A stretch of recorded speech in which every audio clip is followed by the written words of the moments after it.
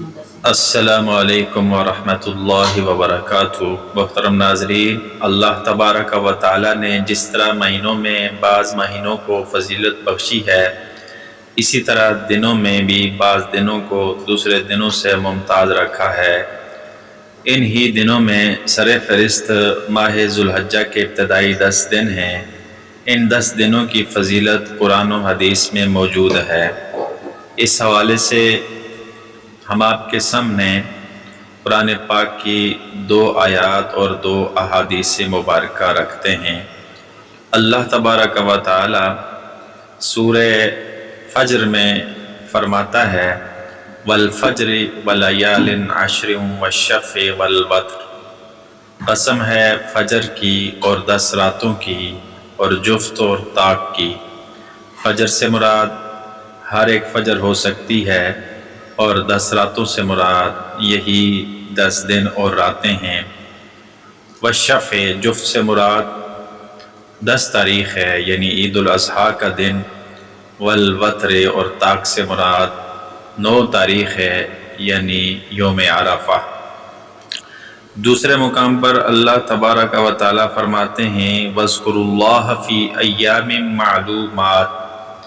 مفسر قرآن سیدنا حضرت عبداللہ بن عباس رضی اللہ تعالی عنہما فرماتے ہیں کہ ایام معلومات سے مراد ابتدائی عشرہ ذوالحجہ ہے۔ اس کے علاوہ احادیث مبارکہ میں بھی ان دنوں کی بڑی فضیلت آئی ہے۔ حضرت جابر رضی اللہ تعالیٰ عنہ سے روایت ہے کہ رسول اللہ صلی اللہ علیہ وسلم نے ارشاد فرمایا افضل ایام الدنیا ایام العشر، دنیا کے افضل ایام ذوالحجہ کے ابتدائی 10 دن ہیں۔ ایک دوسری روایت ہے جس میں نبی پاک صلی اللہ علیہ وسلم نے فرمایا ان دنوں کے عمل سے زیادہ کسی دن کے عمل میں فضیلت نہیں۔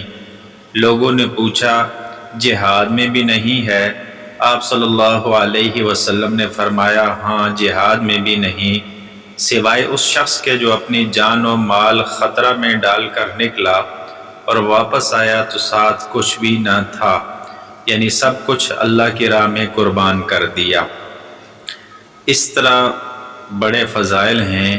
ہمیں بھی چاہیے کہ ہم ان دنوں کی قدر کریں، زیادہ سے زیادہ عبادات کریں، اللہ تبارک و تعالیٰ کا ذکر کریں، اللہ تعالیٰ کی بڑائی بیان کریں۔ یہ بڑائی کے دن ہیں، اور سب سے بڑھ کر کے اپنے آپ کو تمام گناہوں سے بچا کر رکھیں۔ اللہ سے دعا ہے کہ اللہ تعالیٰ سمجھنے کی اور عمل کی توفیق عطا فرمائے۔